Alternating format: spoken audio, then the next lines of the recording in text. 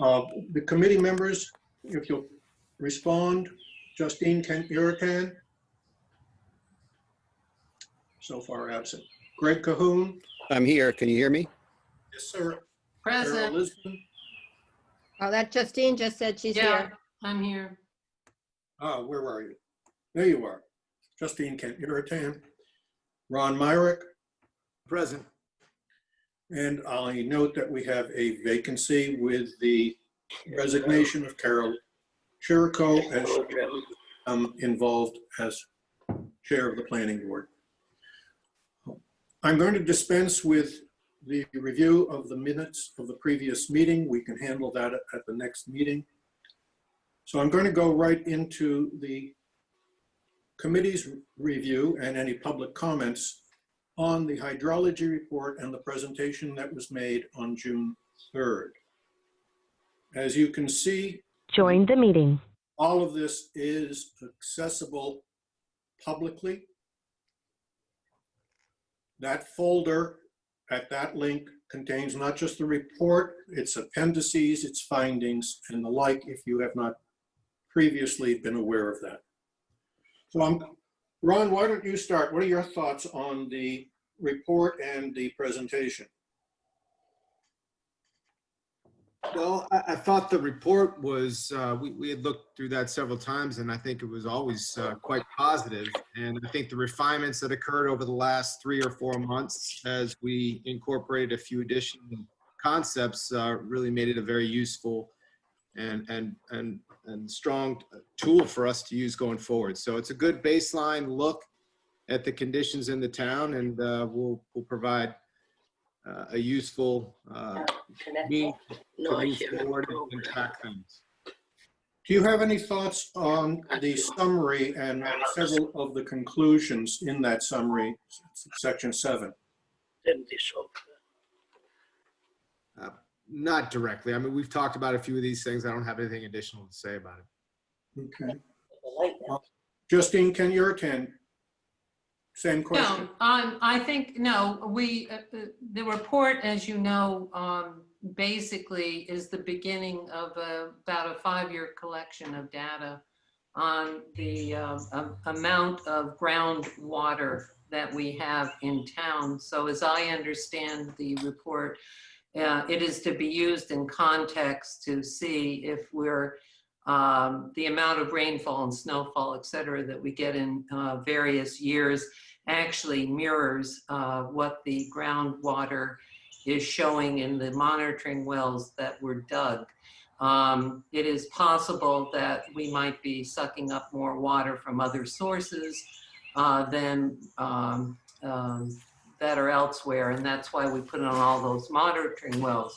As far as quality of water is concerned, the only substantive thing that showed up in the report was salt, frankly, other than manganese and iron, which is typical of water in Dover. The long term, I think, is pretty obvious. If anyone's read, I hope everyone who's listening in on this Zoom meeting. By the way, Jerry, I think this one's going better than the other one technically, right? Everyone can hear everyone being let in, et cetera, et cetera. Okay. Yeah, anyway, everyone should read, as far as I'm concerned, the Kleinfelder report. You will see recommendations, and they pertain to obviously conservation methods as far as people in Dover, whether they're in wells or in Colonial water or other public water supplies, getting a handle on how much water they are using, which is, at least in Colonial's situation, is more than what the state recommends. As far as private well owners like myself, we really don't know what our water use is because it's not metered. And so there's a big outreach in conservation that needs to be done to homeowners of all kinds, whether they're on public water supplies or on private wells. You saw in the recommendations, again, I'm just repeating what's in the report. You really should read the report. There's also a regulatory, as we know, component about this that we will no doubt be discussing later on in today's meeting about getting Mass DEP to better regulate public water suppliers, including Colonial, okay? So yes, I thought the report for the scope of work that was defined in the report, did a fine job. And I certainly am glad that Ron up above, who's a professional in this industry, is on our committee. And we're also looking for other people, as Jerry just mentioned, to join our committee, because we had one person who felt that she couldn't continue working on our committee because she's involved in another committee in town. So if anyone's interested in reading the report and pursuing the goals that are recommended in it, please contact Jerry Clark, who is the chairman of our committee. Okay, that's it. Thank you. Greg Cahoon. It's someone else. Yes. I don't really have anything to add. I think that we're not going to see anything, you know, huge until we have like a drought cycle that we go through. That one. With respect to that, Published in our bids. the next meeting of the Massachusetts Water Resource Commission is coming up. And I expect to see the hydrology and precipitation reports of that show that we are in fact entering a pre-drought stage even today.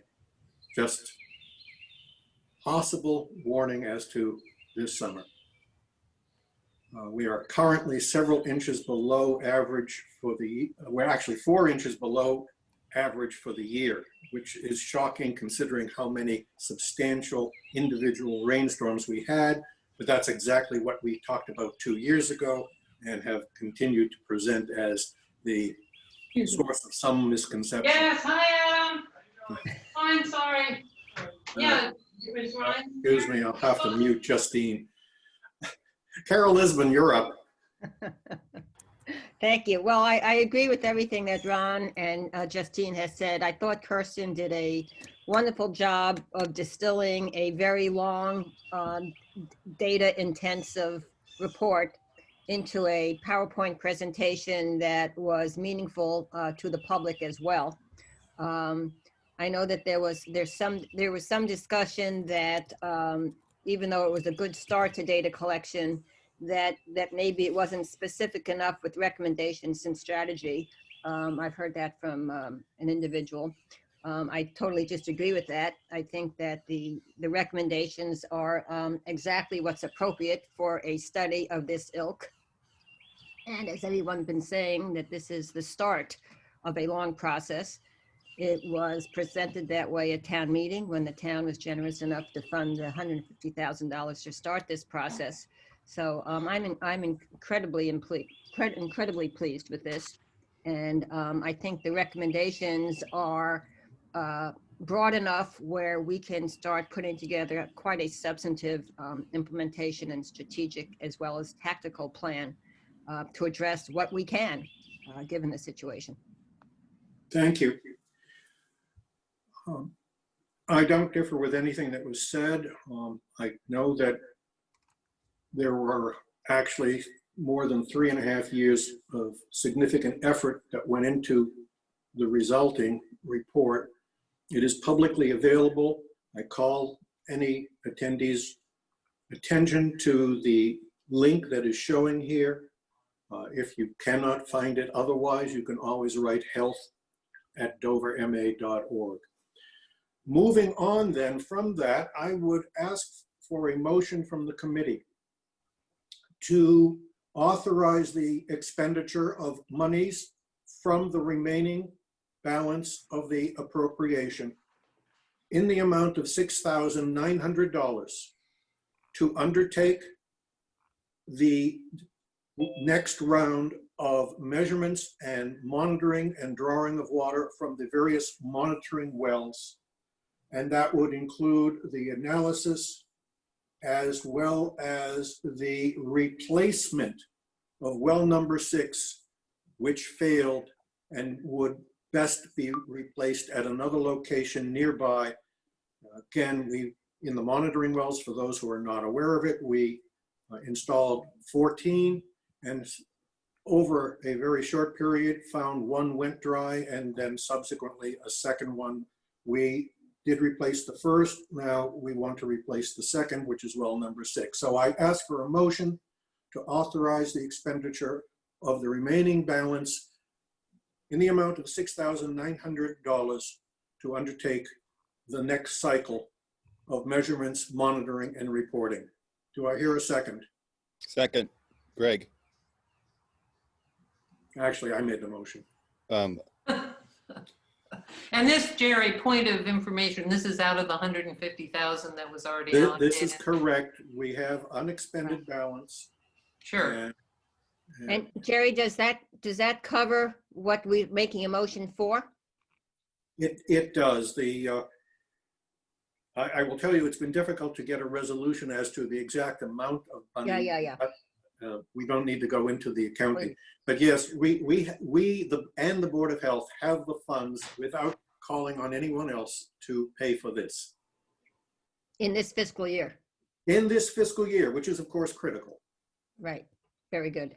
So we will, if Kleinfelder doesn't get to it in the next 13 days, then we will encumber the funds?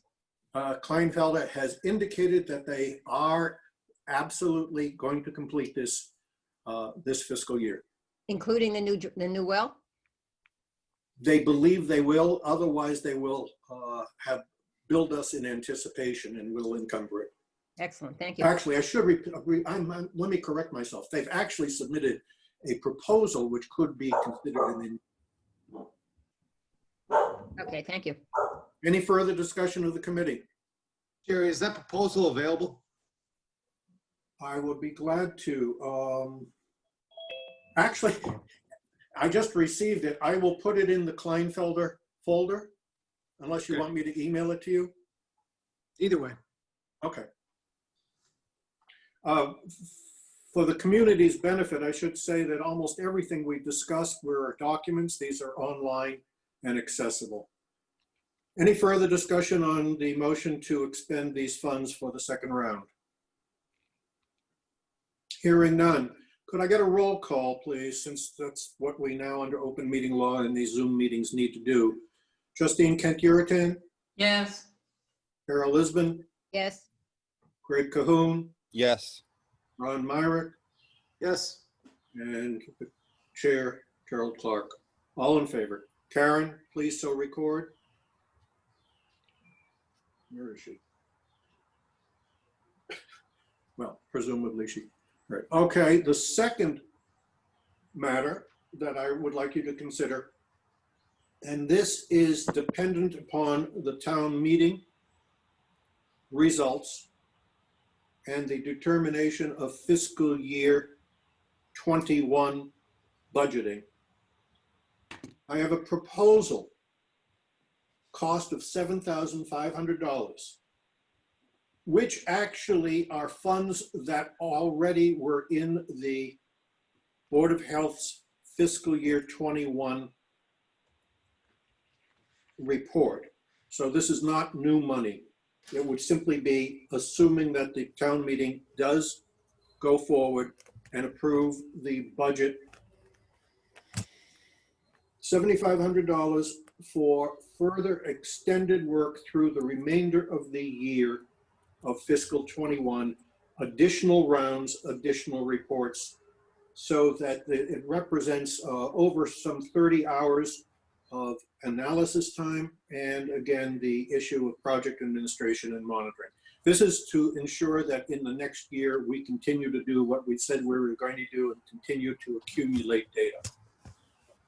So I make a motion that how many collection times does that include? we are currently working on the basis of twice a year. Unless, Ron, you feel we should go to quarterly. I think twice per year is fine because the transducers are measuring continuously. Yes. I did have something that I wanted to bring up about periodic monitoring. Hey, Sarah, I'm on a Zoom meeting. Can I call you back? It's the Water Committee report. Wish you'd unmute herself. Okay. Go ahead. So, Okay. Thank you. Thanks. Bye-bye. I Good. think it Ron, makes one second. When she comes back, I'm going to ask. Sorry. Justine, could you do us a favor if you're going to take some other? Yeah, I'll do mute it. Thank you. Yeah. Go ahead. Ron? So I think it's important to have the professional, in this case, likely Kleinfelder, or if another professional comes on board, that entity, do the evaluation formally on a every 6-month basis. But I had a thought that my son's a 15-year-old and he's looking for community service hours, so he would be interested, if the committee's interested and if the town's interested, doing monthly checks, going to the 15 wells and just gauging the levels so we have direct measurements continuously in case there was something that went wrong with one of the transducers. So just a thought and something to discuss. Well, the depth gauge, he could handle if properly trained. The difficulty in determining whether the transducers are in operation or not requires certain electronic equipment and software. I've been with them when it's been done. You actually are bringing the transducer up and directly connecting it to a notebook computer and downloading the data.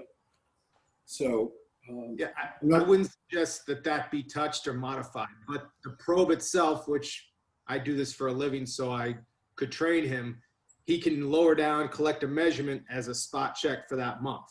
And that was all, that would be the extent of it. So monthly checks during what appears to be a fairly critical summer. We're already seeing dry periods, and it will just be a way to corroborate the electronic data on a monthly basis at least. So just an idea that I'd like the committee to consider. It's a good idea, as long as we'll obviously have to talk to you about it.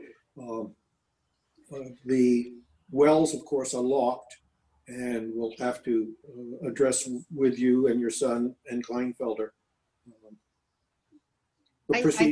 I think details aside to be worked out. The concept that Ron has brought up, I think, is a good one. I would hate to see, 5.5 months in, that we go into our semi-annual data collection to find out that we've lost 5 months worth of data because something broke down. I don't think you'd find that, because whoever, whether it's Ron's son or someone else, no one's touching the transducer. This would be to measure the depth. What we would find out within a month's time is if a well had gone dry. Yeah, and in which case we don't have any data.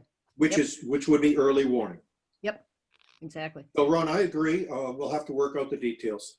Going back again, I have a motion to authorize the expenditure in fiscal 21 out of funds that are either available in the Board of Health budget, even if the town meeting does not alter, or if the town meeting does, then it's certainly there, $7,500 to continue this process for the full year, fiscal 21. Do I hear a second? Jerry, excuse me, but let me just a point of clarification, since we have over 60 people listening to this meeting today.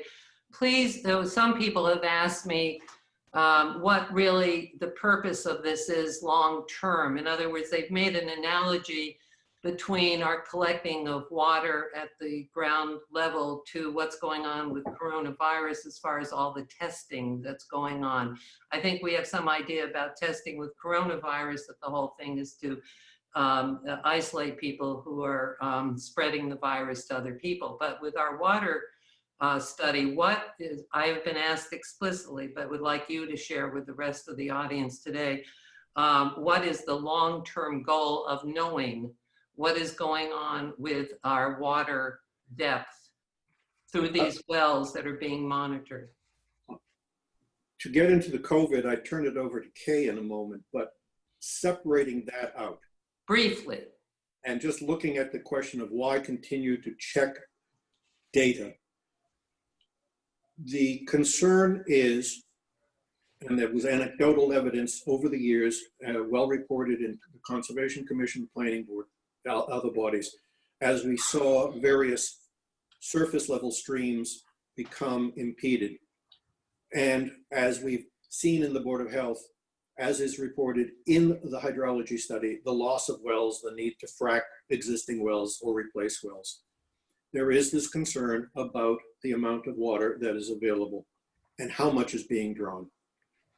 The intent of the monitoring is to provide us a ongoing set of data that allows us to understand, in comparison to the precipitation that falls, how that precipitation and the consumption interact with the amount of water that we find in the monitoring wells, which is the basis for our understanding of the availability of water for drinking purposes. It is a baseline. If I may, what might be some of the specific actions that might be proposed once this data is collected over a long 5-year period of time? We'll get into the mandate because Carol Lisbon made sure that we will cover that topic when we get to the mandate. All right. May I respond to Justine a little bit? Justine, you know, you and me and our files, right? So I went back earlier this morning and found some information back in the 2016, 2017 area as we were working on all this. And I have a document here that I'd just like to quickly read a paragraph from. I'm assuming, unfortunately, it may be a script that was used maybe by Jerry or somebody else as we are getting town approval for all this. But just to give a little bit of history, which will answer some of the questions that you've been asked. And I read from a report or a request dated April 18th, 2017. During the discussion involving the acquisition. Carol, could you wait 1 second and I'll bring that up? You have it? Is it yours? Please, Carol. Okay. During the discussion involving the acquisition of 46 Springdale in the May to November 2014 period, the issue of Dover's water quantity and quality is once again raised. Subsequent discussions led the Board of Selectmen on March 10th, 2015, that was me actually, to create a water study committee. In summary, without a firm grasp of the current state of the various water supplies to Dover's households and limited understanding of future availability of water, we cannot plan for future development or react to solve the failure of wells or well systems. And I think those are the two goals of spending this money and continuing their data collection process, is that we are flying blind when it comes to how to address wells that fail, how to address future development and water, and we're certainly living through that right now with Colonial, and this will help a lot. Without data, we have absolutely no basis for any reasonable discussion with powers that be at the local and state level to address the water problem in Dover. Yes, and Jerry and Carol, as you can see, Bob Zelkoff has asked us a question, Jerry. Yes, I'd like to hold off on that because we'll get to that. But it's on topic now for people who may be coming into our meeting. I'm not sure everyone's going to stay to go in a sequential 1.5 hour meeting. Could you possibly address? Well, I think everyone's waiting for 9 o'clock when the open meeting law will allow us to discuss the major topic. Can we at least deal with this motion so we can get it off the Fine. presented? Yes. To approve that expenditure. Again, I repeat to, I've lost it. An expenditure of $7,500 in fiscal 21. So moved. Second. Roll call. Carol Lisbon, Yes. Justine Kent-Yurikan, Yes. Greg Cahoon, Yes. Ron Myrick, Yes. Carol Clark, yes. Okay. Robert Zokoff, who is the individual, I'm probably misstated, I'll say he's the water operator. He handles the Glen Ridge and I believe also the Meadowbrook public water supplies, which are supplied water by Natick Public Water. Questions: how does a shallow well, by the way, this corresponds to all of the wells, excuse me, all of the wells that public water supply companies have. Public water supply companies have shallow wells, and they are typically between 25 and 45 feet deep. He asked, how does that relate to homeowners' wells, which can in fact be up over 1,000 feet deep? Ron, do you want to address that, the issue of does the water level in the monitoring wells or in the public water supply wells, which are roughly the same depth, relate to deep water driven wells? Absolutely. So most deep bedrock wells are collecting water at shallow bedrock depths. So if you have 1,000-foot depth well, you're probably not getting a whole lot of water 1,000 feet. Most of it might be coming in between 50 and 100 feet deep. And the fractures decrease as you go deeper. So that well actually acts more as a storage reservoir as you get deeper.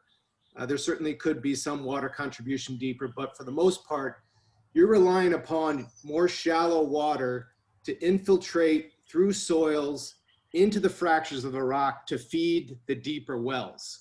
So if the shallow aquifer, the overburden as we call it, above bedrock aquifer is depleted in the proximity of where your bedrock well is, you're not getting that infiltration down to feed your bedrock well. So you could certainly have a dry well that's 1,000 feet deep that's just being starved of water on the surface. So these shallow wells provide an indication if the overall water table, there's a connection between the upper water and the bedrock water. And if there's a starvation of water at the surface in that overburden water, you could see a direct correlation to what's actually making it into your deeper bedrock well. For the public to understand this, you should think of the fact that when you have a driven well, the metal casing that is above ground, and hopefully it's 18 inches above ground at the wellhead, to the point that it enters the bedrock, may only be 30 or 40, 50 or so feet in length. Thereafter, there is no metal casing. It's a drill bored through the rock. And that goes all the way down to however deep that well is. And the pump is typically set at about 20 feet or so above the bottom, so you don't pick up gravel into the pump. And that entire column of empty space represents your storage. That stack is your stored water, over and above what you have in your storage tank in your basement. Does that, Mr. Sokoff, does that answer your question? I don't know if he's on or not, can't tell. Does anyone else have any question on his question then? No. Okay, so moving on.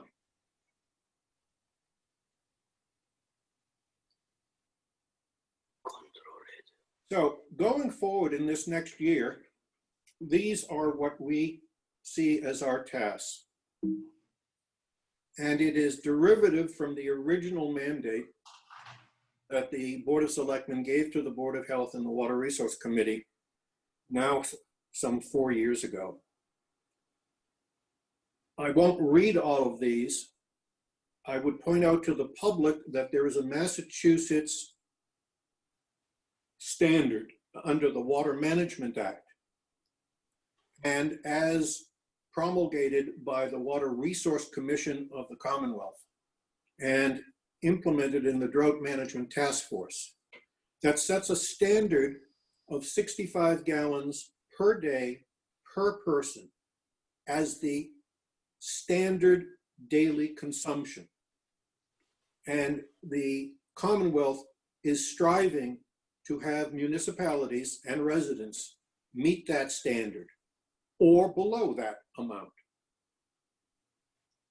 There are grants that have been issued in the past few years by those state bodies to municipalities predominantly to undertake education or other programs to assist the communities in having residents understand the need to do this and find ways to do this.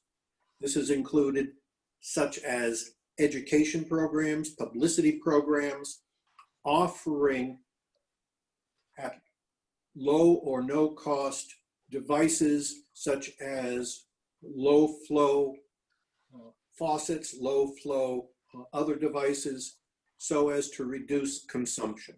It is a major consideration and concern of the Commonwealth. The 2016 drought woke everybody up and has now been said several times today, we are currently in a pre-drought status. So the committee has had the opportunity to read the mandate. I'd ask, I'll go around. Carol Lisbon, your thoughts on the different elements of the mandate.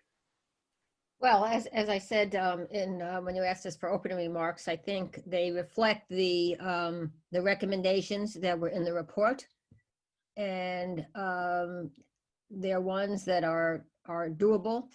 I think that we can make them substantive enough to actually make some real progress in Dover in addressing the issue. I would say that I think on a personal basis, I think that while it's a laudable goal, having Dover get down to the 65 gallons number, I think is only laudable and probably is not attainable for a variety of reasons. Justine mentioned earlier that one of the problems we have is that when you have 2/3 of the town with their private wells, that we have no way of measuring. So even if we were committed on an individual basis or a household basis to 65, we have no way of knowing how successful we are in reaching that goal. I think the size of the properties and the number of irrigated lawns makes it almost impossible to get to that. And that can be addressed somewhat by an education program so that we could possibly reduce the amount of irrigation that's going on in Dover during the summer months. But again, it's voluntary and it's not measurable. So I think those are two hurdles that can have a significant impact on that goal. That's all. There have been several questions. I just want to mention, as it was stated in the agenda, the item 6A, which is the discussion of a public water supply company, that arose after the publishing of the agenda according to open meeting law, and therefore the earliest time and date that a revised agenda could be published was 9 a.m. Monday morning, and 48 hours must elapse. So we will take up that matter when we are able to under open meeting law, which will presumably be on or just after 9 a.m. this morning. Justine?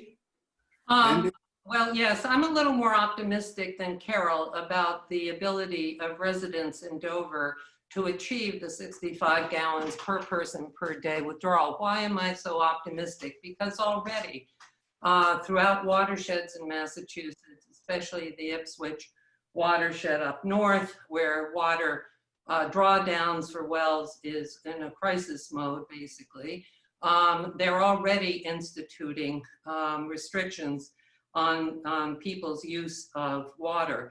What would those restrictions be? They could be, for instance, installation, although I don't know if this is true in Ipswich, so you'd have to put a caveat. Maybe someone from Mass DEP can educate us all about this.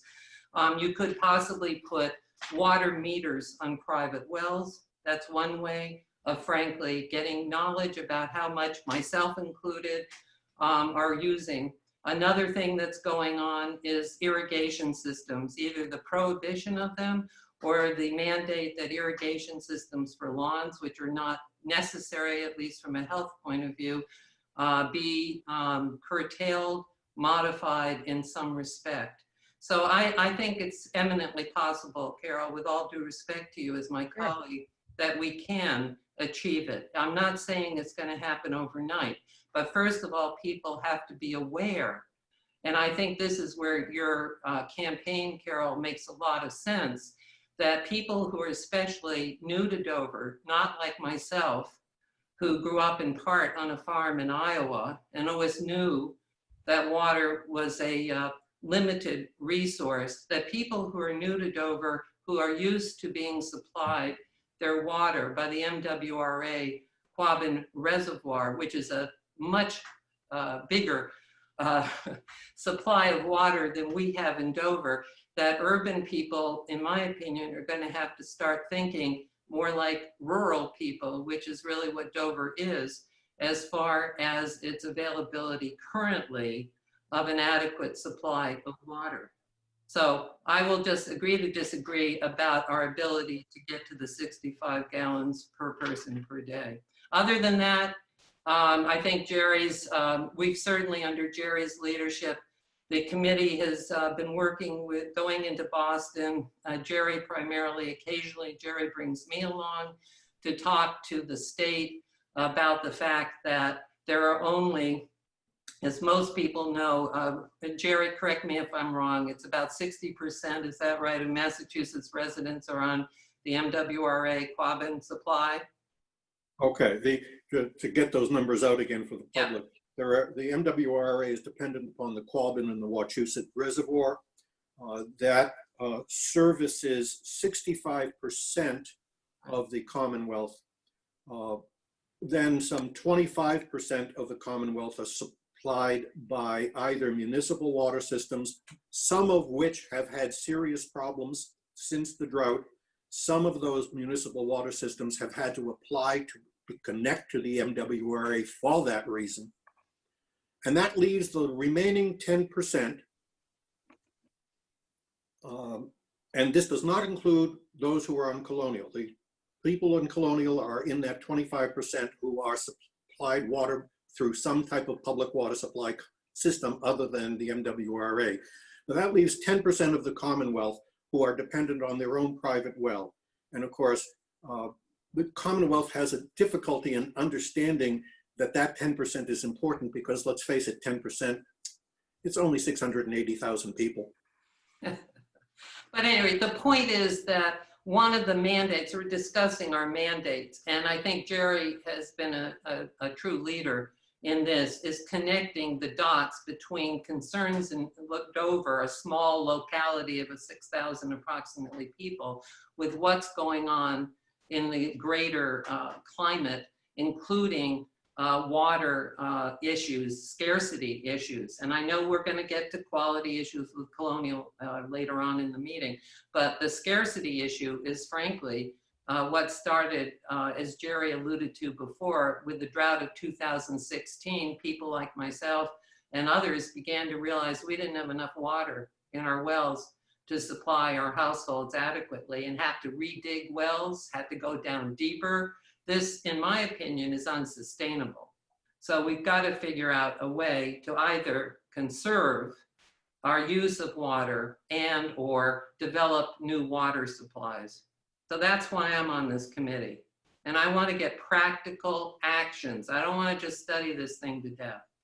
And I want the state to help us. Okay? In regard to what the state has done over and above funding education, funding some small issues, the legislature has enacted, there is a law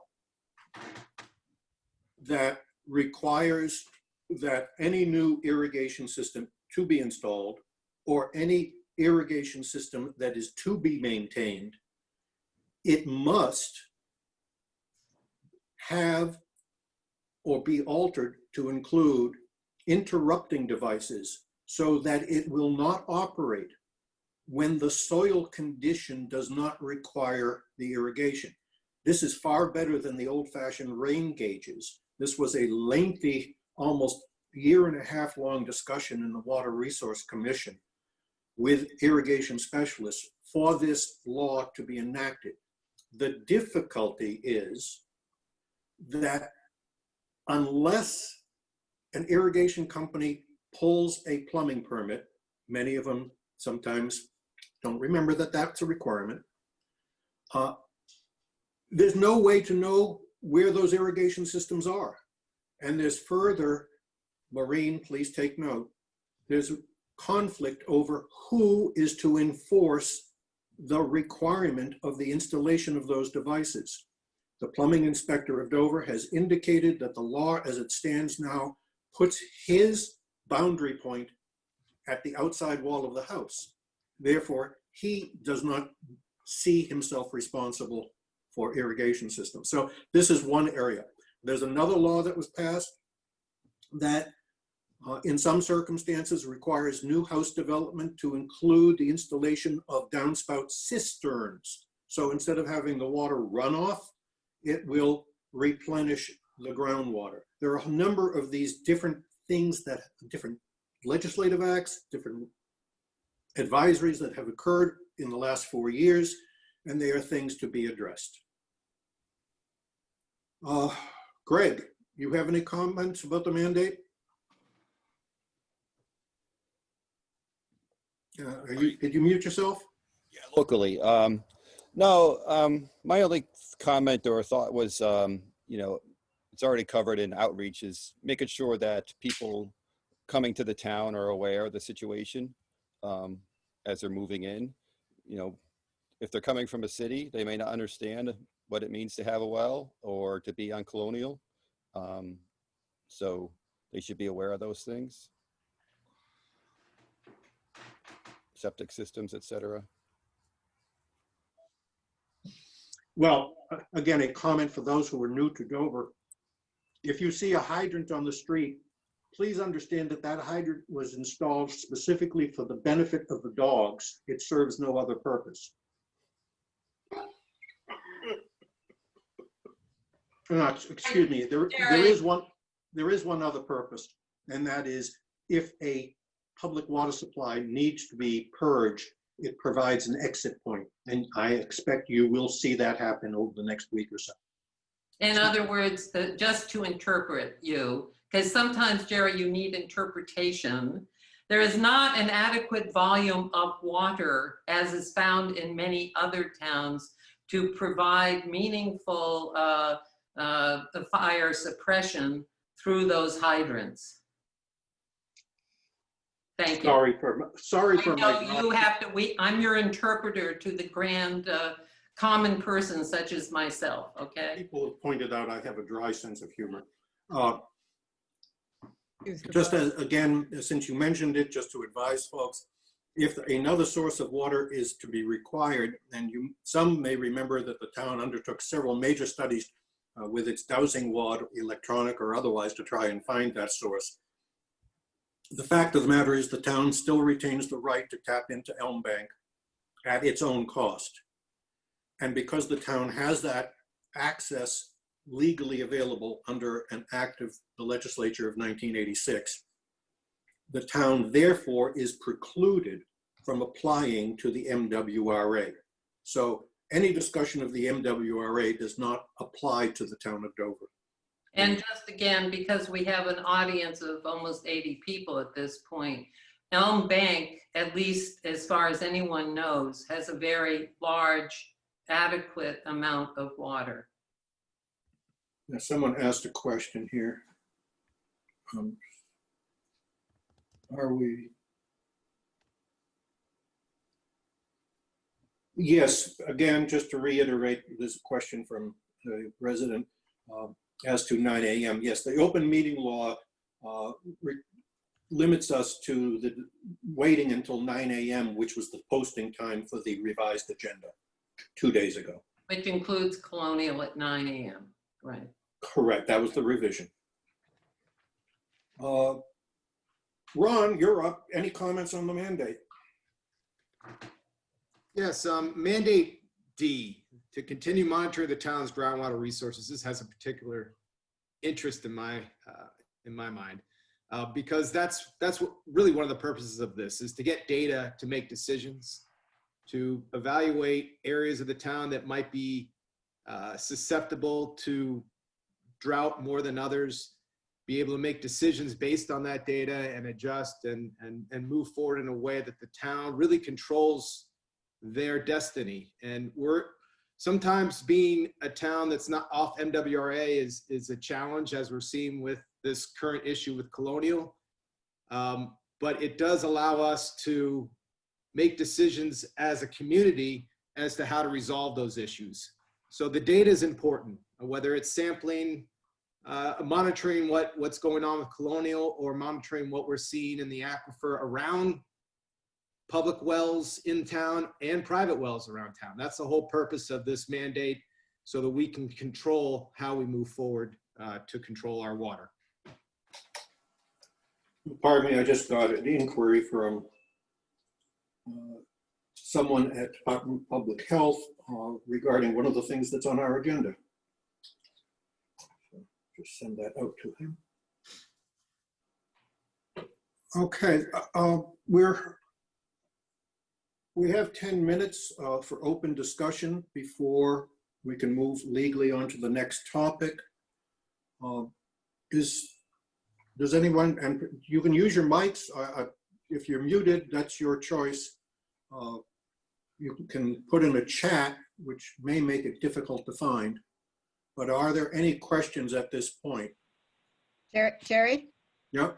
I would just, relative to one of our mandates, and anticipating based upon the numbers that you presented on the impending water problem that we have, I just wanted to remind us as a committee that we did have these 2 signs made up. There's one for the drought warning, and this is one. We did these in 2016, and by the time they were ready, the drought was over, so we've never used them. I'm hoping that you know where they are. And Oh, I know. Actually, if you'd like, I can bring up the actual color copies. even better. But I think we need to probably, since it's been a while, to touch base with the highway department with whom we had worked originally to identify various spots in Dover for those to be posted. I can't remember how many we have of each, but I think it's worthwhile to, I think it's probably worthwhile to reconnect with the highway department, make sure we have an implementation plan for these. So when, not so much if, but when we need to post them, that we're ready to do so. We purchased 6 of each. I know Craig used 1, so functionally we have 6 and 5, unless he pulls the overlay off of the one that he did use with our permission. And I do know that where they are at the town garage, so fear not. And do we know exactly where they'd be posted? We had worked out locations 3.5 years ago. That may change now, but yes, we had worked out locations. Yes, I so I don't just have want a to make list. sure that the highway department has access to that list, Yes, well, actually, it was highway department's list, not ours. but they need to find something that's 3 years old. Yes. So probably Okay, well, reconnect. I'll pursue that with Bob Tozy and given his availability, Craig. Wonderful, thank you. Point of information, Jerry. Yep. Again, looking at the numbers of people who are attending our meeting today as opposed to the normal numbers that attend our meetings in person, what is being done vis-a-vis collecting the names of the people who are attending this meeting and getting, if they're willing, or their contact information so they can keep abreast of everything that's going on in this issue? Well, unfortunately, it's strange, but Zoom doesn't actually give me the ability to capture the names, or in some cases, only the telephone numbers of call-in people. And even there may not even disclose the telephone number. So what I do have is screen grabs of what the participant list looks like, but it's not exactly the optimal way of keeping track of who's here. Okay, well, I really do think we need to get that information right now before 9 o'clock is fast approaching. Yeah. May I suggest, since you've done a roll call about those of us who are on the water committee, and certainly of the almost 80 people that are listening right now, probably I only know about 20 of them. So I think it'd be very useful to actually get the people's names quite quickly. Let me suggest this, rather than calling people up, unless you're having problems finding the chat box, there is a chat box where you can enter a question or any comment, and you are actually identified when you do that. Could you please, each of you, go to the chat function and enter your name and your contact information so that we can capture it that way? And your address. Alternatively, And your address, physical address, just Yes, like we do at a meeting. All of our open meetings that people in person attend, we ask for their physical address in Dover. No, I'm just looking. Allison, I need your last name. Don't forget, we need your full name and your address. Yes, an email address also would be useful. If you can't do that, you can send that same information to health, Health, at doverma.org. Yeah, well, that's very helpful. And you don't have to give your email or your phone number, but at least give your name and your physical address, just like we have in normal public meetings here in town. And then you will be able to ask your question if we have your name and your physical address, please. I would also note that the new website, the new Dover website that became operational, I think it was on Monday, allows you to go in and set up what they call an account. And if you do that, you can actually go down the list of all the boards and committees and check off those that you would like to be to receive automatic emails when they post an agenda or an informational situation. So that would be helpful as well. I suggest you all do that. Okay, I'm going to take up the next couple of minutes before 9 o'clock. I'm jumping to agenda item 6B, which deals with the so-called PFAS, which is a generic for a vast number of man-made chemicals that drew almost like a contagion, considerable publicity last year with the public discovery of the chemical in drinking water in numerous locations throughout the country, predominantly around airports and places where fire department practice had been done using foam and the like. I'll let Ron speak to what the heck it is. What I will say is that the state issued a procedure at the very end of 2019 that calls in a staggered list the requirement of public water supply companies to commence testing and reporting. It started at the beginning of the year with the major water companies having to do it. As of July 1, it's my understanding that the smaller companies, that would include most of the public water supply companies in Dover, would have to report. So those test numbers should start to show up over the next 3 to 4 months. Ron, you want to briefly talk about PFAS? Probably most people have seen the articles in the paper and heard on the news about PFAS. It's in products we use every day, from the Teflon pans where we cook our breakfast to waterproof clothes and also, of course, the foams that the firefighting suppression systems use. And it's entered our environment. They're considered the forever chemicals because they don't naturally break down. So once they enter the environment, they stay there and they migrate through water and can enter in public wells and private wells.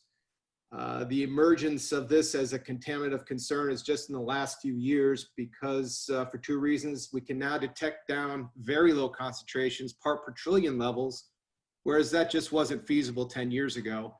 And there's new data suggesting that at very low concentrations, these chemicals can bioaccumulate and cause toxicity issues and problems for people. So through that new information, primarily the states are moving forward and coming up with very low standards. In Massachusetts right now, it's 20 parts per trillion in drinking water. And I'm working on a site south of the Martha's Vineyard Airport where we have 200 wells that we're sampling for PFAS above that standard. And I just submitted a proposal yesterday for the town of Stowe, where they have about 100 wells that they're monitoring near their fire department, where they know they did some training, at least historically. So in a nutshell, Ron, interrupt you on that. Why don't you clarify that that's where the state firefighting academy is? Yes, there are two issues in Stowe. One was at the old fire station. That's the one that has some public wells or private wells impacted near the middle of the town. There was an article in the Globe last October about the school having some PFAS in the well. So this is something that's emerging around the country, and the state is now proceeding with requiring testing of public wells. And private wells, really, it's a voluntary thing, whether you sample for private wells. The areas of most concern are in areas of where you have these type of sources. So I think it's 9 o'clock, so I know the topic Yeah. needs to change, so I'll step Yeah, off. the gong just went off. I remind folks that they can find the agenda at the town website. I'll point out again that the hydrology study can be found at this online location. It's accessible publicly to anyone, anywhere. And there is a new link that you may want to take down. I'll just focus on it here. If you take down that link, you will find a folder online, publicly accessible, with every document that has been accumulated relating to the Dover Water Company and its successor company, Colonial. So I'll just mention that that exists. You'll pardon me, I have so many different documents that are probably going to be displayed. You may see things flashing across the screen. So the first thing I'd like to bring up is a document that was prepared over this past, within the last 24 hours and even being updated late last night and this morning as well. It is a list of frequently asked questions and responses. Again, let me focus on the location. You can take this down and get your own personal copy if you want.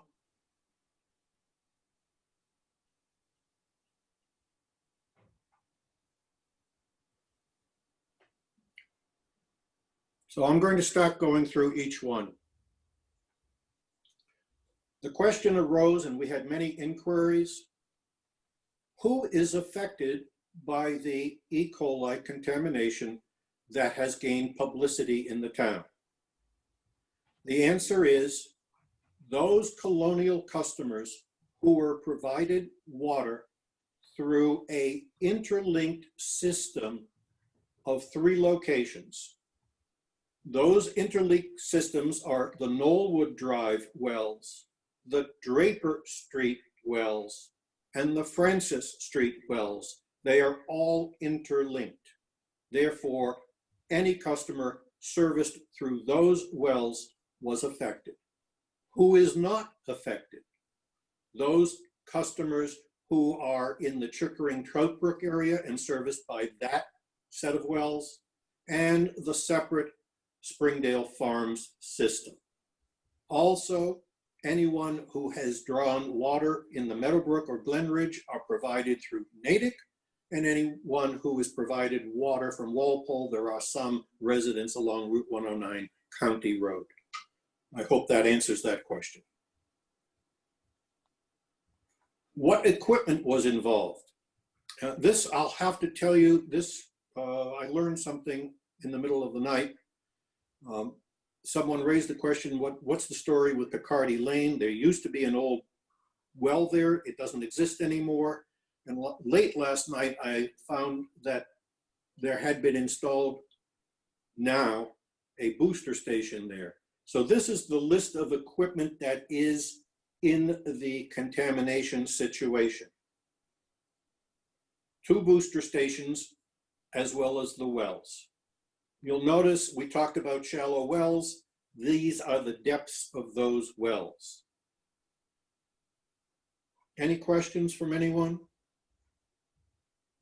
Is there a mapping of well to red? No, a mapping wouldn't work because since the 3 systems are all interlinked, the term fungible applies. Water entering from any one of the 3 sources can be assumed to be going anywhere and not discernibly different from anywhere else in the system. Jerry, point of information, Yes. When you say booster wells, I assume that No, not wells, booster station, pump station. stations. I don't understand that. Please explain. I don't understand. To improve pressure. And that means what? That they would draw more water No, from? as the water, think of fire engine. You're pulling in water at a certain pressure and you're having a booster pump in the engine that increases the pressure of the output. Sure, but it's drawing in more water. It's drawing the water from the system Right. and then Fine. And pressurizing it. pumping it up. Good. Thank you. I'm just looking at the questions that have come up. I think that was the only question I see someone asked about. Can you map? And the answer is no. If you're in any of those three well systems, you are by definition in the entirety. Okay, provided this, Kay, do you want to talk to this question of coliforms? Oops, yes, it's on the screen. Kay Peterson? Yeah, And tell people who. Oh, I'm can't- sorry, Kay Peterson is a member, Dr. Kay Peterson is a member of the Board of Health. You voted for her this past Monday.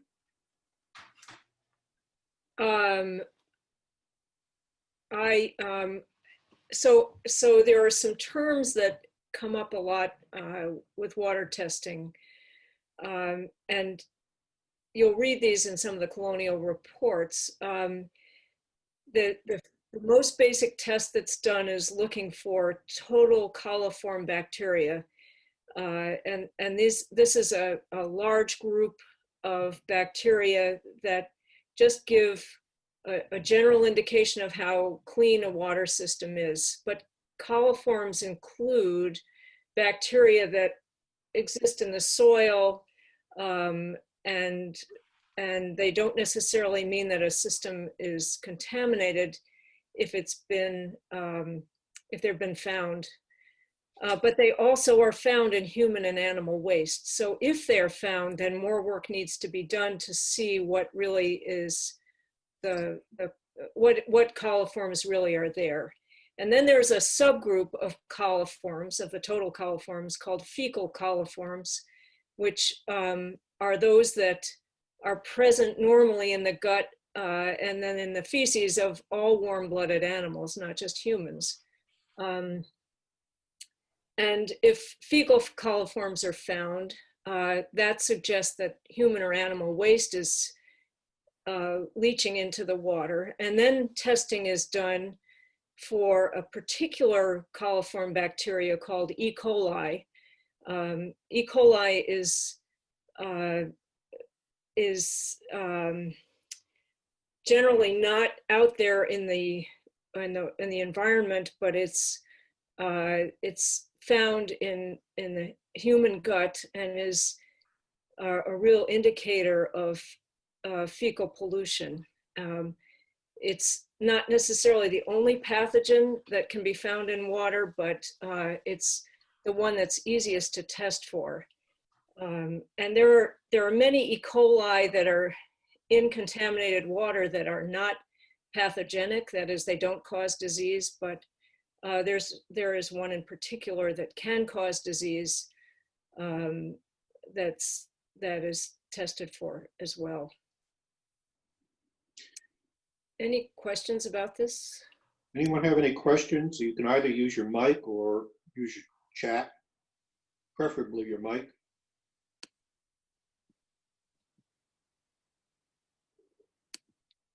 I would note that we had yesterday sent out a request as people provided us information. We've had indication from 6 families who felt that they had encountered difficulties because of ingestion of the water. And I'll leave it at that. We've been in discussion with them. Well, Jerry, I would say that they have had, let me back up and say that E. coli, if it causes problems in people, typically can cause diarrheal illness. And we have had 6 families who've noted that someone in the family has had diarrhea in recent days, but we don't know whether there's a correlation with the water at this point. So we've asked people to write to us if they feel they are in that category, just so we can be in communication with them. Are you going to give them addresses to write to, email addresses? Again, it's always health, HEALTH, @doverma.org. Hi, it's Chris Wolf speaking, if I could be heard, from 22 Francis Street. Certainly. I'm sorry, give your name again, please. It's Chris Wolf from Yes. 22 Francis Street. I want to get right to the bottom line. How long do we expect this will last? And are there some sort of penalties or incentives for the water company to fix this faster? Well, And also, how severe is the illness if one were to be contaminated or consume some of this water? well, again, we're trying to deal with this in a structured form. Kay, do you want to address the question of illness? Yeah. So first of all, drinking this water may or may not lead to illness. It's not clear whether it's contaminated with anything that might make you sick. We don't know. If it did have the kind of E. coli that makes people sick, which is rare even in contaminated water in this country, the symptoms would likely be diarrhea. Sometimes people can develop a fever and chills. Rarely, but particularly in young people, old people, and immunocompromised people, it can be a very serious illness that can lead to hospitalization, and there have been some deaths from it. Most of the E. coli related illness in this country comes from contaminated meat and not from contaminated groundwater. It would be very rare for someone to have serious E. coli illness from contaminated groundwater, but it can occur in that. And the other concern is always, is there some other pathogen that's leaking into the system as well? But we have no evidence of that, but we also don't know. Ms. Wolf, if you don't mind, as I say to a member of my family who invariably tries to turn to the back of the book to see the end of the story, I hope you don't mind, but I'd like to go through this. I promise you, you will get, to the best of our ability, answers to every one of the questions you posed. Kay, any comments about the paragraph on what do the results mean? I think you've pretty much covered these two topics. I don't think we need to spend much time on them, do you? I don't think so. I have just one other quick comment to make, and that is that when we hear about these people in town who have had diarrhea in recent weeks, we're giving those names and contact information to our public health nurse, who is in contact with the Department of Public Health, because they are going to do some investigation to see if they can determine whether there is a link or not to the water. And again, just to point out, this is follow up on that. This was the advisory to contact us. This is, of course, what you found on the Colonial website. It's actually from the Massachusetts Department of Environmental Protection. What should you do if the drinking water supply is contaminated? These are the advisories. I think everybody has seen this sufficiently. Anyone have any questions about that? A lot of people have raised questions about notification. I don't think it's very fruitful to go into a discussion of who said what to whom and when. I think the purpose of this meeting is to address what we can do going forward. The information is on the Colonial website. They updated it last night. If you have not seen that update from last night, it is not very positive in the sense that it's clear from what they've written that the outage will be extended. A large capacity water storage tanker was brought into the town center last night, and I believe the town is making preparation to provide that water in availability, obviously handheld containers, to residents who need drinking water. I believe also that the Colonial Water Company in their website has presented their idea as to how they will recompense customers. That's not in the province of this Board of Health. Similarly, if you ever have a question, you should send a question to health@dover.ma. Jerry? Yes? There's a question in the chat about people who don't regularly use a computer or iPhone and what is being done to communicate to them. Last Friday, when we learned about this, the director of the Council on Aging, Janet Claypool, figured out how to reach some of the particularly frail seniors who tend not to be people who use technology to let them know about the problem with the water. I'm not sure that we've reached absolutely every person who doesn't use a computer or iPhone, but we're working to complete that notification as best we can.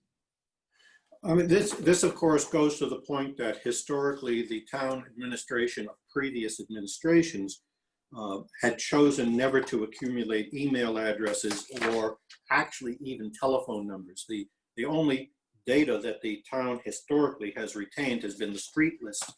And even there, that's not necessarily going to be complete because some people choose not to have the right to vote and therefore are not in the street list. Ted Moustakis, could you just give me a call? You're here. Could you just give me a call, please, on 1978? Professor Ted Moustakis. I've tried to reach you by chat. Jerry, Yes. two things. One, just to your recent comment, I reiterate again that the new website has a notification capability. I use the notification capability in the town of Mashpee, and it's a wonderful system. This is the same one, so I urge everybody to go up and sign up for the Board of Health, if not Board of Selectmen, and a bunch of other organizations. The other thing is that the agenda for the Board of Selectmen's meeting tomorrow night includes Colonial Water, and somebody from Colonial Water will be participating in that meeting and updating the selectmen, and therefore Can you do me a favor? via Zoom on what they are doing about this situation. Yes. So it's another Thank you. source, and it will be right from the horse's mouth, so to speak. So I urge everybody today who's been interested in this, and thank you all for signing in. It's wonderful to see this engagement, that tomorrow night will be very specific from somebody with authority at Colonial Water. Muted. And you can find the Zoom address by going to the doverma.org website, clicking on government, and then clicking on agenda and going to the Board of Selectmen agenda.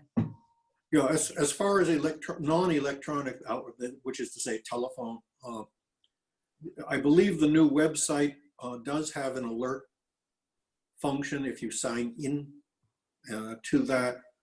I'm sure that will be covered by the town administration. These are all new features that have become available with the conversion of the website. Question was raised as to how long will the boil water order exist, and that's last night was posted on Colonial website, which was the DEP statement, and that is to say, and I quote, "At this time, the company doesn't anticipate this happening any earlier than the beginning of next week." That is the most recent information. Now, I don't want to make any further comment. Obviously, that's a matter to be determined between the company and the DEP. I don't remember. The question was raised, why are so many customers impacted simultaneously? I think we covered that. This is a critical point. Let me bring this up and focus on it. Yeah, that wasn't the number. Send them a message. This is the second occurrence of an E. coli contamination in the Colonial water system within a 12-month period. The first one occurred on August 14th. It impacted one of the Draper wells. It was similar in that it was presumed to be a septic discharge.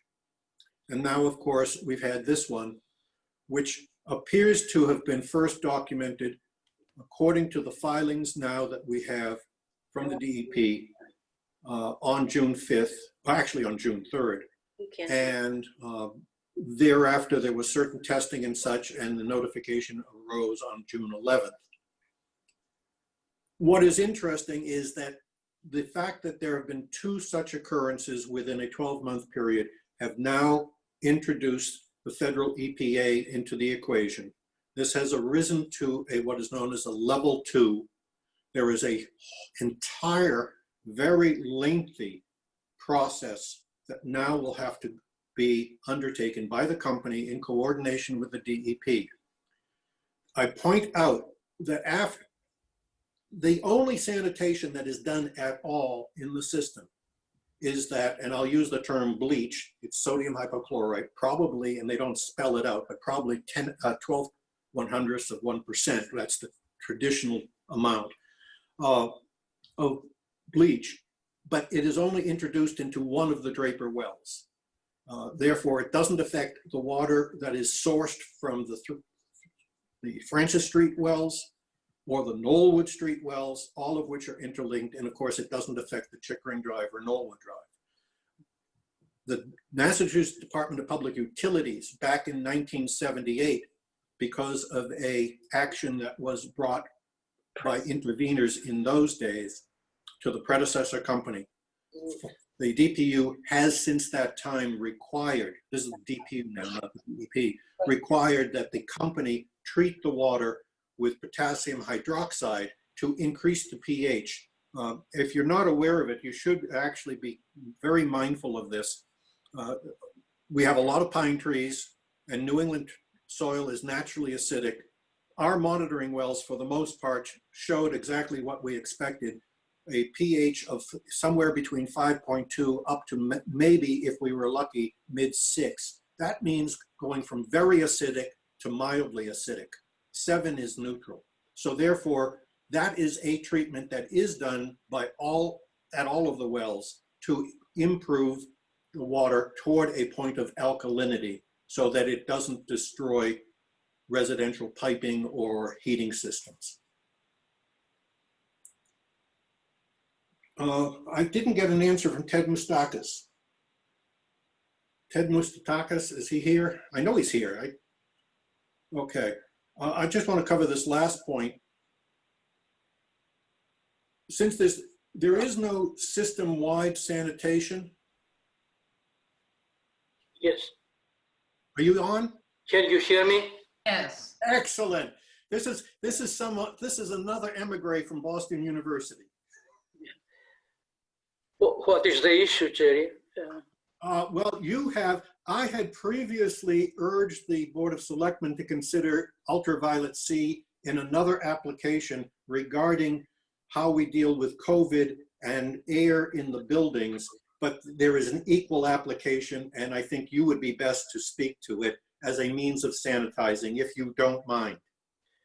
Well, the best example is what is applied in the Boston water system. They use as the main disinfectants ozone and UVC radiation, as it opposed to the traditional chlorination systems, which the federal EPA has ruled a few years ago is a method which need to be abandoned because of the byproducts which are cancer-making, the most of them. So I did send to Justine an attachment in a memo I sent recently where I have shown what is exactly the method used at the Boston system, and I recommended that as a minimum, this company needs to emulate what the Boston system is using. Now, as I understand it, my application was in mechanical systems. the whole point to this is UVA and B, which we all know about because they are longer wave light forms and do impact us by giving us tanning or sunburn, and are able to hit the ground. UVC is so short a wave that it is stopped by the ozone at the upper layers. So we normally don't encounter it as people walking around the ground, which is good because otherwise we would be very seriously impacted by it. And as I understand it, UVC is a tool to essentially destroy the surface of any pathogen, and therefore an excellent form of sanitation. Would you agree with that? That is correct, yes. It's a process which prevents replication of the DNA. So this is, as you pointed out, currently being used, certainly in New York City. It's probably used, as you say, 2,000 other applications. Not as a joke, I point out that you, as a person, you can buy now a product. This is all since this year. The EPA allowed the use of these types of devices for everything. If you are worried about your mobile phone, you can buy a device which will irradiate your mobile phone with UVC and guarantee to you that you're not walking around with somebody else's germs on it, or even your own. Numerous applications. So this presumably would be a good recommendation to the company, you would suggest? Yes, there are two approaches. Each one of us individually to install a whole house UVC system to protect our own house. Alternatively, the company to do an upgrading of their current purification system to install in each one of the wells, not only in one of the wells, as you mentioned in the earlier discussion. So this is actually a matter to be taken up with the DEP, who has jurisdiction. Right. This pretty much covers our question and answer part of the discussion. Does anyone have any questions on what's been presented to date? Please, if either, again, someone says, can we mandate? I'll get to that in a minute. This is interesting. What is the ability of the town to compel? That's the same question. Under the law of the Commonwealth, a public water supply company is not accessible for regulation to the municipality. The regulation, responsibility, and authority is solely at the Commonwealth, the state level, for tariffs and financial matters of the Department of Public Utilities, for issues of water quality, water supply, and the like at the Department of Environmental Protection. Those are the two governmental bodies who have sole legal standing, authority, and responsibility. The town has absolutely no legal standing. The Board of Health has no control, no regulatory authority, and indeed often isn't even provided information in this particular case by a public water supply company.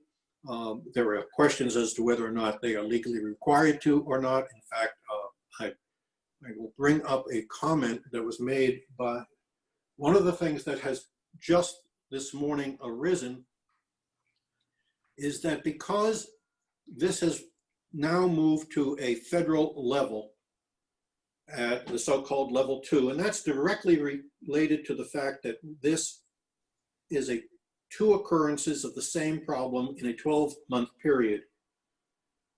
The federal government now is involved. The DEP now will require a so-called level 2 response, and that is completely documented, and you don't want to have to spend the time reading it now, believe me, but it is completely documented in this level 2 document, which I received this morning and will take the time to read. What else do we have that you may have of interest? Jerry, may I ask a question? This is Elena Bisakis. Yes. Okay. Now that we have seen this company fail us twice in less than a year, what does that leave them open to in terms of their license to operate and the future for them to continue doing that if they have already led us into this situation where we don't have an easy solution to get out of it? There are actually two different issues. The one you're addressing now and another issue which has been long-standing. Both of them are DEP. And I'm going to tell a tale out of school. Some years ago, and certainly it was exacerbated by the 2016 drought, the individuals at the drinking water program within the DEP were directly personally contacted about the fact that several of the public water supply companies in this town who are permitted, whose permits explicitly state the total amount of water that they may withdraw on a daily basis, regularly, and typically for a 6 or 7 month period during which obviously people are irrigating outside, overdraw, sometimes terribly, dramatically overdraw. If you go to the hydrology study, you will find reference to the concern for what might occur because of the overdrawing. I leave you to draw the inference. That is a continuing problem. And the statement was provided to the Board of Health at that time that the DEP, and by the way, there was an article in the Boston Globe yesterday on another matter of the DEP, but the answer is the same, that the DEP has neither the staff nor the time to monitor all of the filings and companies that they regulate, and they therefore set, if you will, a floor limit. In the case of public water supply, it is 150,000 gallons per day withdrawal. The Colonial permit is 130,000 gallons a day. Now, Colonial, truthfully, correctly, does report each year the fact that they dramatically overdraw that in the 6 or 7 month period, far in excess of 130,000 gallons a day. However, the floor limit is 150,000. So as a result, they file their annual statements, and there's not a lot that anybody pays any attention to it. So that is an ongoing problem, and the hydrology report in section 7 gives you the inference of negative outcomes that may occur. Then you go to your question. Who is responsible for telling the company how to resolve this? Professor Moustakakis has given an excellent example of what could be done. It would rightfully be done by the company. Whether the Department of Public Utilities would choose to include that cost as part of the tariff, or would view it as a cost for which the company has no right to get recompense, that would be a matter between the customers, the DPU, and Colonial, just as it was in 1975 to 78. But clearly, this is a matter that must be brought to the DEP. Representative Denise Garlick and her aide, Maureen Callahan, have been constantly involved in this and working to keep connected to the appropriate people at the DEP. I will just say to you that some of our names are well known to the responsible parties at the DEP, so I think the response to calls has been duck and cover. Jerry, so look, on the chat, I can't agree more. Some people have been saying the short term. So it seems to me, I'm on a well, so I'm not in Colonial. So, but if I were on this company, short term, it seems to me I should I'm going to be boiling my water, buying bottled water, or now that John Jeffries, the selectman who's part of this, let me just rant for a minute. Or getting water from the tanker that's down at the town garage that's fresh water. And I'm going to be asking, and maybe Denise Garlick, you want to talk about this now, but this is totally unacceptable that DEP is not enforcing the regs that they're supposed to be enforcing against this company. They have been withdrawing way too much water. It's not right that DEP says, we don't have enough staff, you're too small a town, we can't deal with it. It's gotta be dealt with, okay? And I'm a mad person, and I'm not even on the water company. This has been going on for years. So would you like to say something, Representative Garlick, about this? What is being done to get DEP on the stick about this? Unmute yourself. I'm here. I'm not mad at you as a person, but this is not acceptable. Okay. I'm Representative Garlick's legislative aide, Maureen Callahan, so I'm here listening in today so I can report back. I do know that Representative Garlick has a meeting set up tomorrow with the DEP and the town administrator, 2 people from the DEP to discuss this and get action on this. But that meeting has not taken place yet, but believe me, she's very upset about it. She is going to act. She is setting up that meeting for tomorrow. Hopefully we'll have more to sooner the better, because as you know, Maureen, and you and I have not spoken before. You probably wouldn't be picking up my phone if we had. But I mean, the point is, this is not right. And it's been going on for years. And I knew nothing about how bad this was.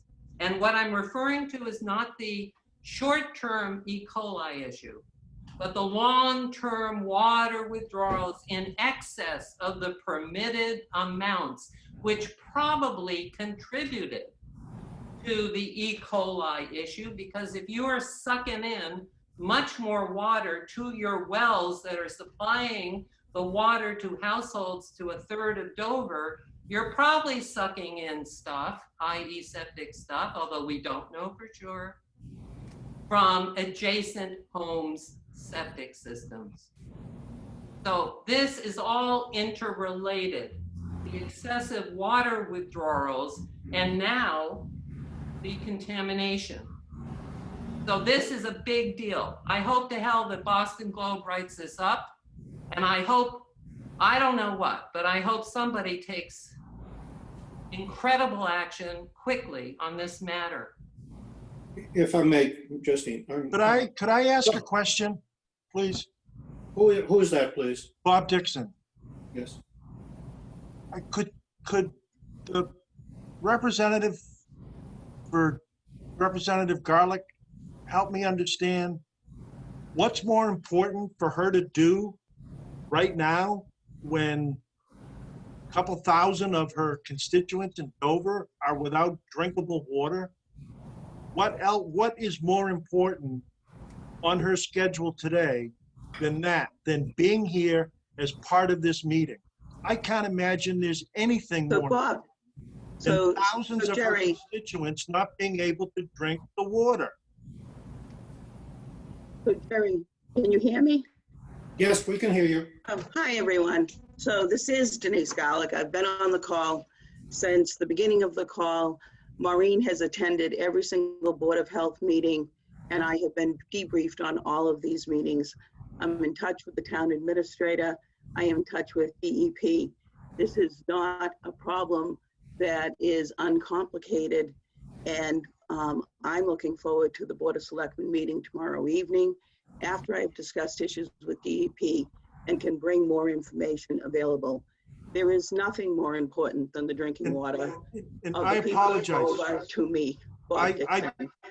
Representative, I apologize. I thought I heard your aide say that you were in doing something else.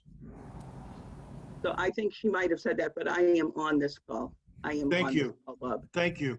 You're welcome. Just so, I think Denise understands this.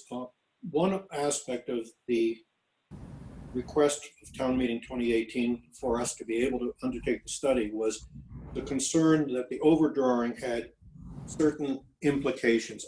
For legal reasons, I'm not going to say anything further. I urge you to look at the hydrology report, read through it, if nothing more than sections 1 and section 7, and you can draw your own inferences. I don't want to make any statements that attribute results for legal reasons, but you can find information there.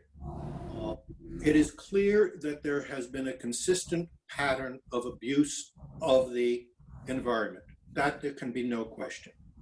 There has been a consistent pattern, even stated in meetings before the Board of Selectmen, twice now recorded by the president of the holding company, New England Service Corporation, a Connecticut company, which is, for those who understand the term, it's a pink sheet company. It is technically a traded company, but extremely closely held. It owns 5 water companies, 3 in Massachusetts, 1 in New Hampshire, 1 in Connecticut. You can, if you wish, public data we've made available on their filings. I can't meet him at 1 o'clock. Okay, the pattern. Put your thing on mute. The pattern you see in the Colonial is not unusual in the other companies that they operate, unfortunately.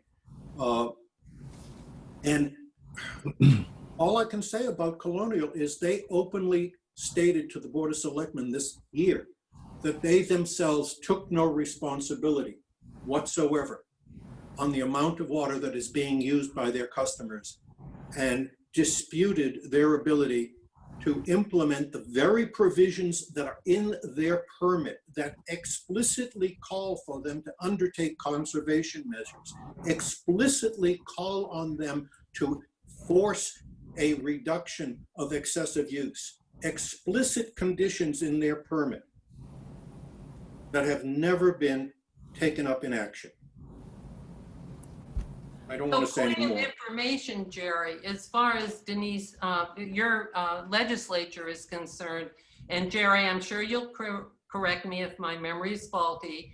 In Massachusetts, the other 2 locations for Colonial's holdings, it may be under No, New England Service Company. New England Service. One's in Plymouth, and I believe the second is in Sheffield, Mass. That is So at correct. least from a representative's point of view, getting other representatives in the state involved is, there's documents, Denise, Jerry is in the water. I believe it's in our water report, Jerry. Am I correct in that? Or Well, I'm going to bring something back up again for everyone's purpose.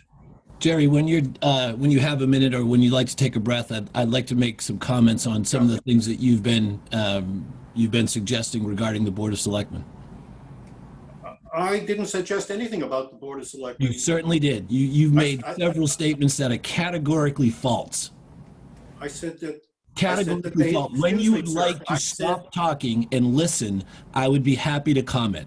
I just wanted to make sure that let me know when you are ready to stop talking and listen, and I'll be happy to comment.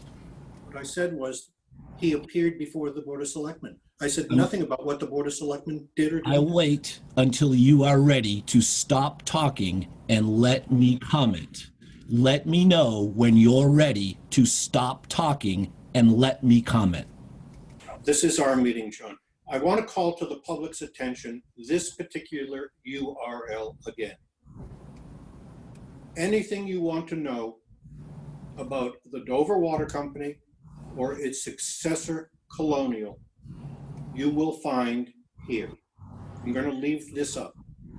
And if I may, John and Jerry, because I both like you a lot and think you're also working towards a common good, as am I on all of this.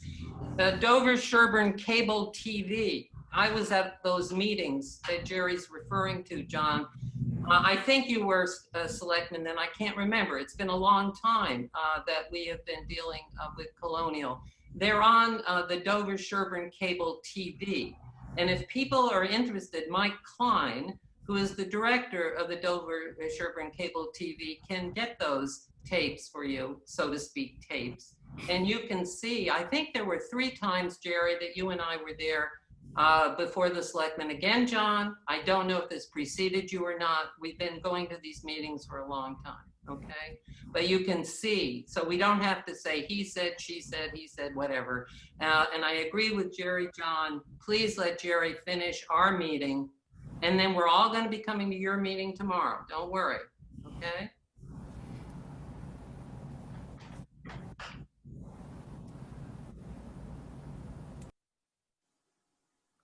So are we finished, Jerry, or not? Well, I'm looking to see, I've gotten some questions that have shown up in chat, and anybody who has a question, we have the time now for citizen comment. would just- I had a couple of questions. Could you identify yourself, please?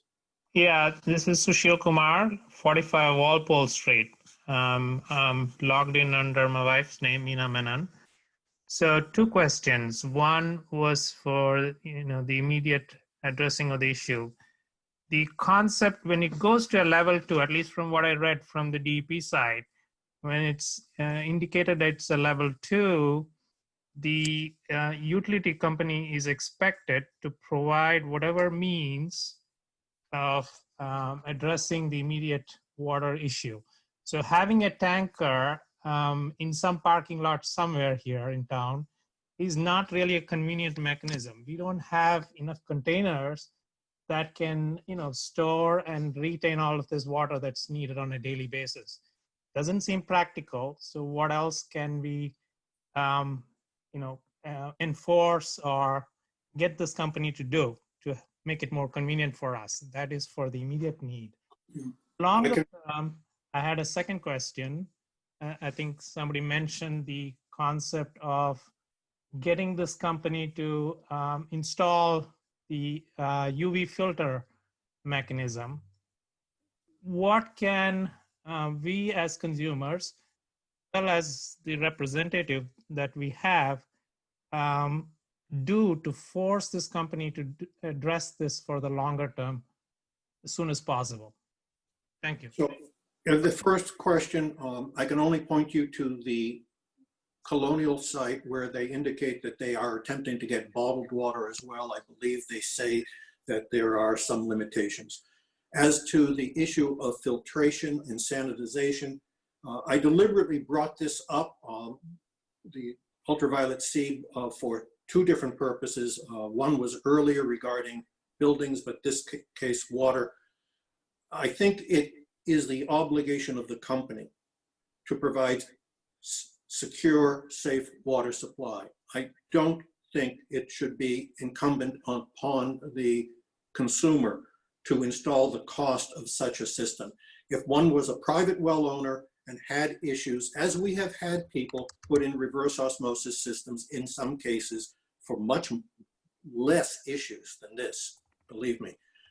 That's one story. But where you are paying to be provided through a public water supply company, I would hope it would be understood at the state level that this is incumbent on the company to resolve this, because that's the only way this is going to be prevented from happening a 3rd time and a 4th time in any heavy precipitation event.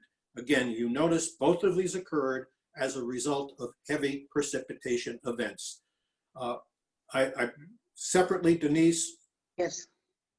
there is a separate issue that I think the filings that have been provided by the company regarding the so-called Zone 1 and Zone 2 areas, the so-called areas of protection, really need to be reviewed by relevant authorities with respect to the pre-existing septic systems that may be neighborly. I'm not going to say anything further. I think you can figure it out.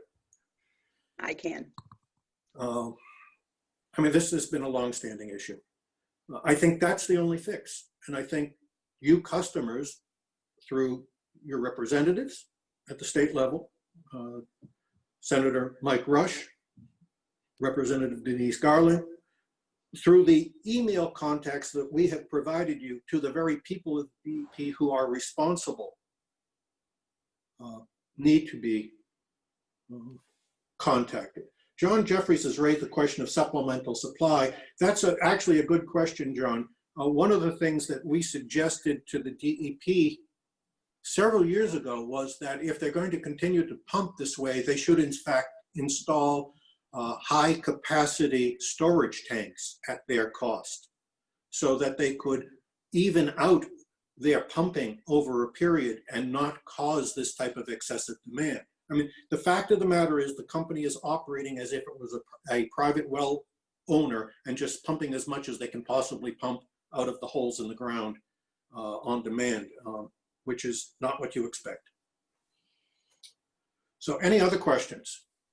Yeah, Jared, let me, you had one from a woman who says, is it safe to wash children's open wounds and cuts using this water? Kay, you want to address that? Yeah, I was just about to.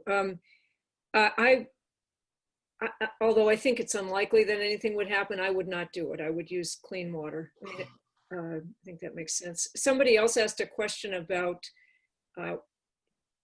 dishes from the dishwasher, which is, I think is a very good question. I don't have an answer yet, but the question is, if you washed your dishes in your dishwasher, which by the way is not going to get hot enough to sterilize the water, if you then let them dry for some prolonged period of time, would they be fine? And the answer is yes, but I don't know what that prolonged period of time would be. And I'll see if I can figure that one out. And Kay, what about this other question? So should children not be bathing in the water right now? In the bathtub or shower? It depends on whether they're going to be drinking the bath water or not. And only the person who knows the kid is going to be able to figure that one out. You put on a mask or a... Right. Right. Hey, it's Janet Greenwood at 9 Hawthorne Lane. I read on New Hampshire DEP has a very good information page. And as to doing the dishwasher, if you have a sanitize cycle, they say that that's fine then. Yes, this is Elena Moustakis. I discovered my dishwasher does have that cycle as well as a very hot and extended washing period, and then a very sani rinse. And believe me, I've never seen so much steam come out of my dishwasher, and the dishes were very, very clean. I don't think there was anything on there to be concerned about if you have that sani button. I'm not sure that you can count on the temperature getting high enough. It may, but it may not necessarily. I wonder if you could put a remote thermometer that could handle temperatures like that into your dishwasher and see what temperature it actually reaches. And what, Kay, about washing hands? A gentleman asked, same as dishes, but more susceptible to contamination. The only way that you can get infected with this E. coli that I was talking about is through your mouth. And so if you wash your hands and they dry, there aren't going to be residual E. coli on your hands. I wouldn't worry about that. But taking showers is okay for adults. Yes. Again, don't drink the shower water. Thank you. Thank you. I see several questions about private wells and such. Ron, are you still with us? Yes, I'm here, Jerry. Okay. An individual asked, are private wells at risk to the same scenario? I'm summarizing the question.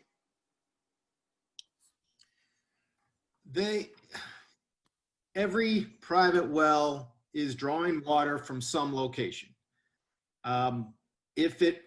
There's protections in place, setbacks from septic systems and other protections to try to prevent that.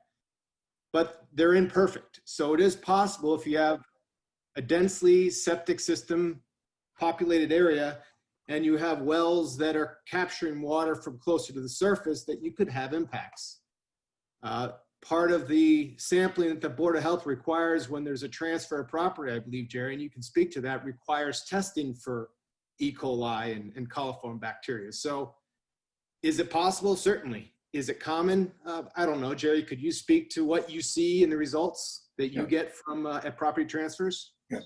2 years ago, we fought to put in place and do have in place a regulation. I know we got a lot of negative feedback from predominantly real estate agents.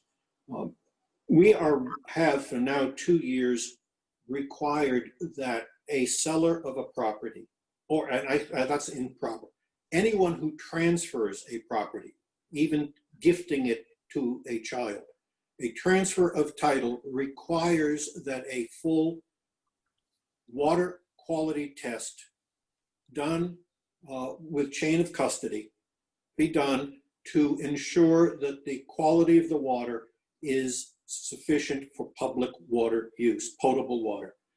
We are testing for various elements that go to exactly what you've heard. And that report must be presented to the Board of Health and to the acquiring purchaser or receiver of the property. We did not feel we could force residents to do this themselves on a calendar, regular, cyclical basis. We have strongly recommended that people do this every few years, unless they have reason to believe there's a further problem. But we have repetitively tried to get individuals, and we chase down title changes to ensure that we get that. And the few times that we have seen water quality tests come back that are problematic, whether it is myself or the well agent Felix Zemmel, have gone back to those individuals and informed them that they must take corrective action. Most of the times it involves a very minimal cost reverse osmosis system. We do the same thing when someone installs a new septic system or replaces or maintains a septic system or does a fracking of a well. We're constantly looking at, is this going to impact water quality? We can't canvass everybody in town. We do it on a transactional basis. Gary, I'd like to remind. Oh, sorry, go ahead, Carol. Okay, thanks, Justine. There used to be on the old website, and I hope it is now, and maybe Board of Health can make it a bit more prominent, but there used to be a list of, because you can't recommend specific labs, but you did provide a list of labs that homeowners could use for private well testing. And I believe there was also a document that talked about the specific options that you should be checking off, because there's so many different things that you could test for. And Jerry, if I may, you have a good question here from a Chris Condon about private wells, given that we're all drawing from the same aquifer, but specifically the private wells that might be near Colonial wells. Would they be at a higher risk perhaps for having possible issues with the quality of their water? Ron, you want to speak to that? Sure. I doubt it, because most of the wells will be far enough away and you have a very different dynamic. You're drawing for a private well, the flow rate that you're drawing from is very low. And you're just not going to get the pull in, for lack of a more technical term, that you're drawing when you have a public well. A public well is drawing a huge volume of water and more likely to draw from the surface area or the surface source that could potentially be, or more likely to be contaminated. But no guarantee, but if I were in that area, I wouldn't be particularly concerned more than being in another area of town. Okay. As to the question of labs and water quality criteria, I have a meeting tomorrow with David Sullivan. We're looking at getting back up on the web a whole host of documents. It is problematic to publish the list of labs. There is a state listing that the DEP maintains. which they openly admit to themselves it's problematic. There are labs there who are listed as certified who they openly acknowledge shouldn't be, and they've taken action against them, but they can't remove them from the list until the legal action is resolved, which takes years. Similarly, it's difficult for us to post a list of labs without having complaint from some other lab that we are making recommendations. I think it's something that if we're going to do, we're going to have to go to town council and get a recommendation as to how we can legally do that without compromising the town. Well, I highly suggest you do that because as you can tell from this conversation and an awful lot of the comments on the social media sites, even for those of us that have lived in Dover over 40 years, we are not water experts, and we expect to have some kind of guidance. So I hope you get that done. Yeah, we had to take that list down, Frank. Crazy. It is. No, I think this is, well, you know, Carol, this does remind me when the coronavirus first hit about all the labs that didn't go through FDA certification. There's, you know, over 100 or so, and there were only 4 that went through FDA certification. And now guess what? They're finding those 4 better than the others. So it's got to be done. And again, this is something I suppose for Denise Garlick and state reps and senators to get on pressure on DEP about. The sooner the better. I mean, by the way, Denise, the issue of the DEP acknowledging that they have a list of that is incomplete, but it in fact includes some people they wouldn't like to have on there is not a secret.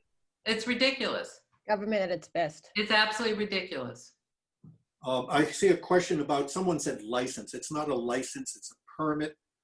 The permit, the operating permit, withdrawal permit under the Massachusetts Water Management Act was pended for some 7 years.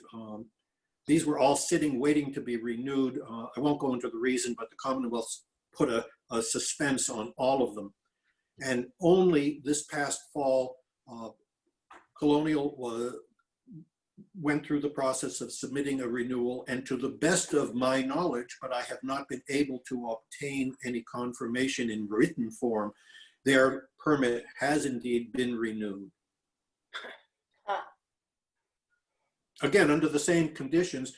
If you go to, again, I keep up this URL sitting here on your screen. If you go to that URL, you will find their permit and you will find all the provisions that apply. Gary, I see that we're having a drop off as could be expected in the last hour. I think we've answered hopefully a lot of folks' I don't questions. see any other questions. And I think Carol, rightly so, and John Jeffries encourages everyone to go to the Selectmen's meeting tomorrow, 6:30, right, John? John, are you there still? John Jeffries? I believe Yes, it that is correct, Justine. Is that right? Sorry, Justine. Yes, that is correct. Okay. And just thank you, Justine, for pointing that out, and Carol, your comments. But I would like to strongly encourage everybody on this call in this meeting this morning to please attend tomorrow. You'll have an opportunity to hear from Colonial Water itself.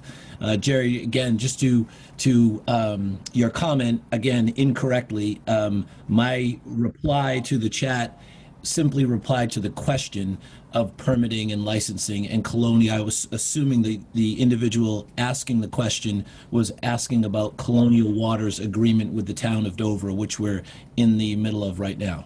Oh, I haven't addressed that at all.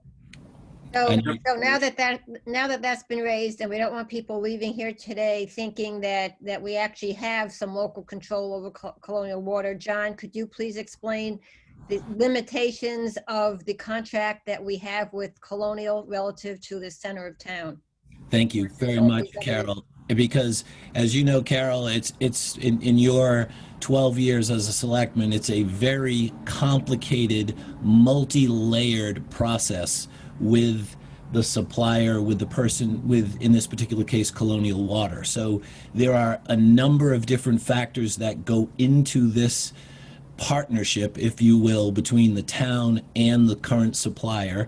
It is a It's a multi-layered, complicated agreement that allows Colonial Water to supply the customers in the town of Dover. So it's probably not the best use of everybody's time this morning. We will go into that in detail tomorrow, tomorrow evening, Justine, 6:30. It will begin, and please attend. I would like to just clarify two comments that were made. One, with regards to Denise Garlick and her office, I can tell you as a registered Republican and somebody who admires Denise and her office, and I jokingly refer to her as my favorite Republican, my favorite Democrat, and Carol Oh, that was me. Carol Lisbon as my second favorite Democrat. The term duck and cover never applies to Denise Garlick and her office. I have publicly, both in the town of Dover and at the State House, commended Denise on her ability to put her ego and her agenda aside, reach across to her constituents, regardless of the topic. There is very few people that I've ever witnessed who have the ability to do what she does. So please rest assured, if the DEP needs to be called on the carpet, Denise Garlick will do it. And that, again, is coming from her favorite Republican in the town, in the Commonwealth of Massachusetts. So I would encourage everybody to read the report. I would remind everyone that inferences, as Jerry refers to, are subjective. And please note that when you hear the terms dramatically as they apply to over pumping, Colonial Water does not over pump. Your neighbors over consume. So when you see this circle come round and round and round, it begins and ends with you and your neighbors. We will have the same conversation again and again and again. It will come back to enforcement, and it will come back to something the residents of the town of Dover are comfortable with regarding enforcement. So please join us tomorrow evening. John, point of information, will Colonial be the first thing on the agenda or later on in the agenda? First thing, Justine. 6:30, okay, thank you. 6:30. Yep. Thank you. So John, you've introduced an interesting point. I gather that we're on good here because it was a misunderstanding on your part as to what I was referring to. It's always a misunderstanding on my part, Jerry, when you're referring to anything. Okay, well. Okay, but you've raised an interesting point. We had put on the town warrant the consideration of a town bylaw, which was composed by some of us at the Drought Management Task Force level, took 2 years, to address those concerns of small towns such as ours without a true municipal water supply.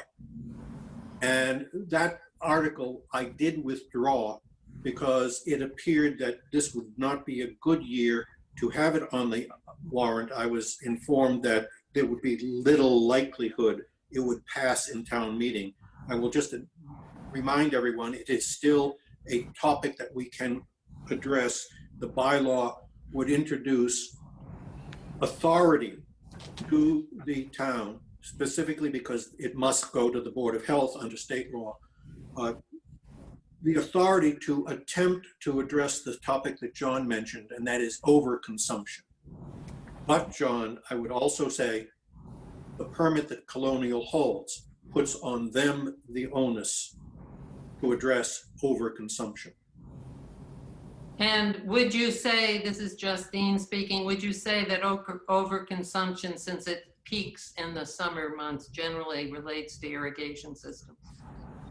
Oh, yes. I mean, all of the graphs that I've done, all the discussions we've had at the Drought Management Task Force, I mean, there is absolutely no question but that it is a cyclical event. It starts to arise typically in late April, and it peaks in the months of July and August into early September. It is a pattern seen throughout the Commonwealth. And if I may, I encourage anyone who would like to see 3 acres of a lawn to come to my house, 23 Haven Street, no irrigation whatsoever. And it, by the way, isn't dry, but what you have to do is mow up high so your grass gets long roots. I think in the irrigation area, one of the most irritating things is to go drive by a home when it's raining or just after it's rained and see the irrigation system on.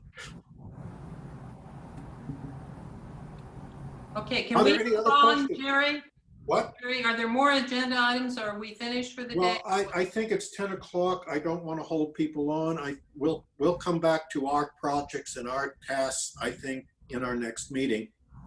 And when is that, Jerry? Do you know? I will schedule it. I'll get all of you together. By the way, I'll once again repeat, we have at least one vacancy. We are looking for folks to participate on the Water Resource Committee, looking for all volunteers. They're highly paid. Might even